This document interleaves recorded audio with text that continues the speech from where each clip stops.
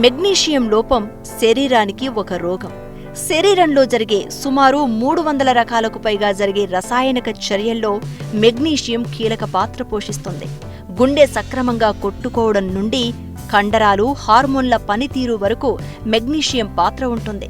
మగవారికి కనీసం రోజుకు 350 మిల్లీగ్రాములు, అదే ఆడవారికి 300 మిల్లీగ్రాముల మెగ్నీషియం అవసరమవుతుంది. అయితే మనం కనీసం అందులో సగం పరిమాణంలో కూడా మెగ్నీషియంను తీసుకోవడం లేదు. శరీరంలో ప్రతి కణానికి మెగ్నీషియం చాలా అవసరం. శరీరంలోని బ్లడ్ షుగర్ను శక్తిగా మార్చగల నైపుణ్యం మెగ్నీషియం సొంతం. మూత్రపిండాలు, జీర్ణకోశంలో రాళ్లు ఏర్పడకుండా కాపాడుతుంది. జీర్ణశక్తిని పెంచుతుంది.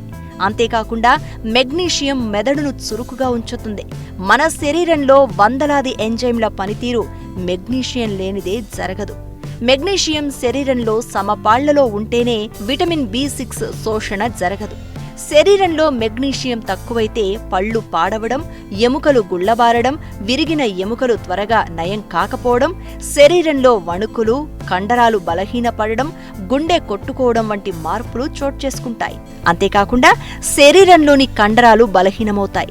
నిద్రలేమి సమస్యలు, మూత్ర సంబంధిత వ్యాధులు, వాంతులు అవడం, డయేరియా బారిన పడడం, జీర్ణ సంబంధిత సమస్యలు, మలబద్ధకం ఇలా అనేక సమస్యలు మెగ్నీషియం లోపం వలన కలుగుతాయి.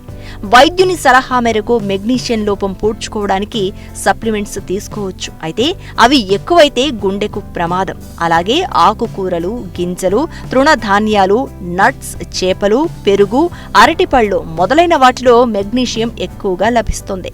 మితిమీరిన మోతాదులో కాఫీ, ఆల్కహాల్, సోడా తీసుకోవడం వలన శరీరానికి తగిన స్థాయిలో మెగ్నీషియం అందదు. అలాగే కూల్ డ్రింక్స్ ఎక్కువగా తాగే అలవాటు ఉన్నా మెగ్నీషియం లోపం తలెత్తుతుంది. వీడియో చూసినందుకు ధన్యవాదములు. ఈ వీడియో మీకు నచ్చినట్లయితే లైక్ బటన్ క్లిక్ చేయండి. మరిన్ని వీడియోలు పొందాలంటే దయచేసి సబ్స్క్రైబ్ చేయండి. మీ సూచనలు, సలహాలు తప్పక తెలియచేయండి.